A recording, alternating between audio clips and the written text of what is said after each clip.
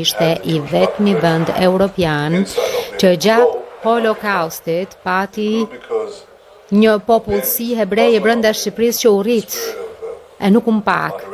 U rrit sepse shqiptarët, muslimanët shqiptarë, në frymën e moderimit, në frymën e tolerancës, në frymën e dinjitetit njerëzor, mbrojtën një qindra hebrej që jetonin aso kohë në Shqipëri, e po kështu mikpritën shumë të tjerë.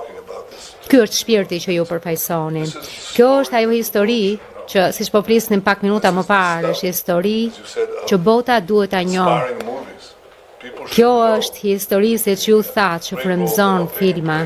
Njerëzit duhet të njohin rolin e jashtëzakonshëm, rolin moral që Shqipëria luajti gjatë orëve më të errta të historisë njerëzore. Kjo është ajo frymë që ju vazhdoni ta ushqeni dhe sot, miku im i mirë Edi, ju qëndroni me kuraj kundër atyre që duan t'ju sprapsin, ju qëndroni krah së vërtetës, ju qëndruat krah Izraelit kur u sulmuam nga barbarët.